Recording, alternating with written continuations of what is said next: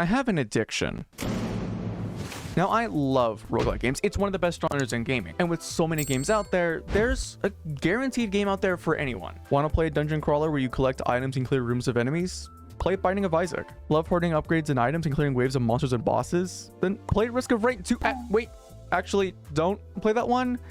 That game's kind of going through a rough time right now. Love Greek mythology and beat 'em up games? Play Hades. My point is, roguelike games are amazing and encompass a wide array of different niches and genres, so there's 100% a guaranteed game out there for everyone. So today, I just want to share a few roguelike games that I think you should check out. But before I do, I want to give a quick shout out to gacha games because, yeah, they fuel my gambling addiction too. So to my viewers that play games like Cookie Run and Genshin Impact, don't worry. I see you, and I am right there with you. And listen, before anyone says, "Ew, Pokaie, gacha games don't count as roguelites. There's no form of gambling besides pulling for hot-tooted cookies and women." Shut up! I know, but listen, I have spent way too much money on Genshin Impact trying to get my little favorite twink, and I really need that return investment right now, so shut up! So here's Balatro.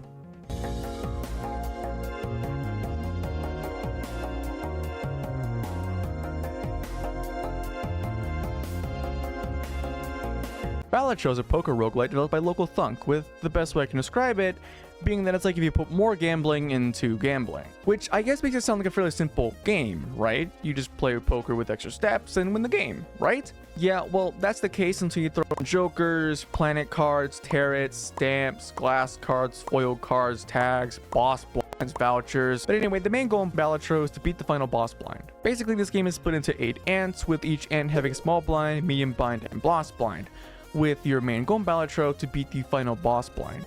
I know that's a lot to take in though, so to put it simply, make big number bigger. The real fun of Balatro though comes with the different combinations you can make, as you can have one run focused on buffing face cards, and another that focuses on using only even numbered cards. God, and the sound design of this game is so good! Genuinely, one of my favorite games just based off the sound design alone. But if gambling isn't something you enjoy, then how about a hack and slash?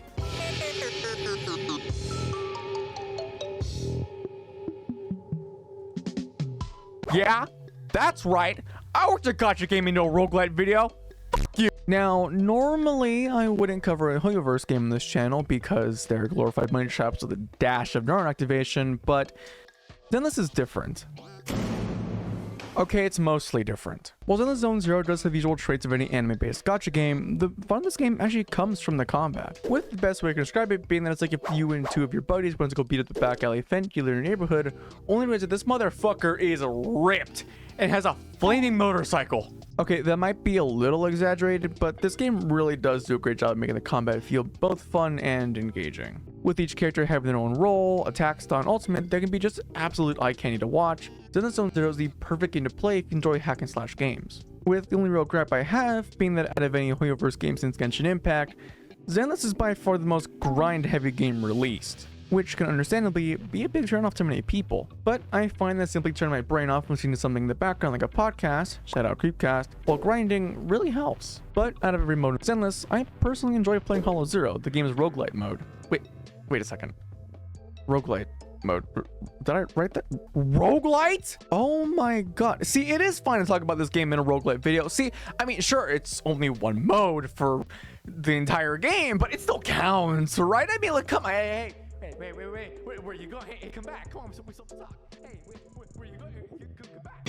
So, before I discuss the final game I want to share, I figured it'd be worth going over a few honorable mentions. The games on this list are great, don't get me wrong, but despite being really fun experiences, these games just didn't quite scratch my adrenaline-induced gambling itch.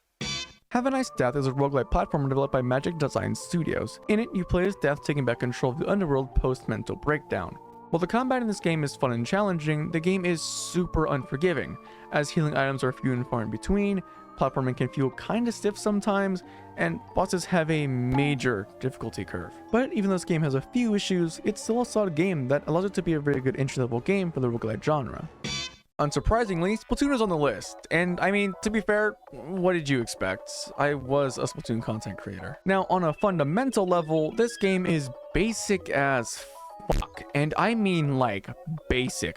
More basic than Have a Nice Death. And hell, even that game was pushing it. But despite being pretty basic for a roguelike, Slide Order is still a pretty fun entry into the genre. With the only real gripes I have this game being that it lacks any major variety in terms of upgrades, weapons, and enemies, as the final boss is always the same and never really has any new attacks or changes in its combat. And that there isn't a way to favor certain color chips in this game, meaning every chip you get is up to complete RNG, making runs where you only use one type of color chip very annoying to pull off. Regardless, the game is still pretty fun at times and is definitely worth the $20 admission fee, especially if you're already a Splatoon fan. Although I can't completely recommend this one since you do have to own the base game in order to play Slide Order, which is around $60, meaning in order to play the DLC, you have to pay anywhere around $80, which is pretty damn expensive, especially when considering the price of admission for the other roguelikes I've mentioned so far. But now it's finally time to get into my final roguelite recommendation.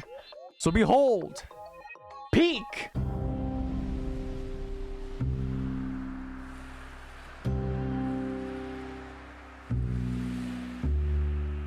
To be honest, it shouldn't surprise anyone that Dead Cells is the final game on my list. But if you don't know what it is, Dead Cells is a 2D platformer roguelite developed by Motion Twin, Evil Empire, and Playdigious. And my god, is this game amazing. In Dead Cells, you play as the prisoner with only one goal in mind: dethroning the king. Fight your way through prisons, sewers, and even hell to complete your goal. And with many different builds and types of runs you can do in Dead Cells, this game is by far the deepest and richest variety of roguelike content compared to any other game in this video. Like, here's a taste of what this game has to offer. Want to go full pyromaniac and burn everything? Dead Cells can do that. Want to effectively turn the game into Elden Ring and give yourself a giant sword, turning every encounter you engage in into an adrenaline-induced dance where you have to skillfully dodge and time your attacks to survive? Dead Cells can do that too. And even with these examples, I haven't even scratched the surface of this game. So if there's any game you're considering getting after this video, it has to be Dead Cells. And that's all the games I wanted to cover for this video. I'm sure there's many more amazing roguelites out there, so feel free to let me know in the comments if any I missed. But I hope you subscribe if you enjoyed the video, and I'll see you in the next one. Bye!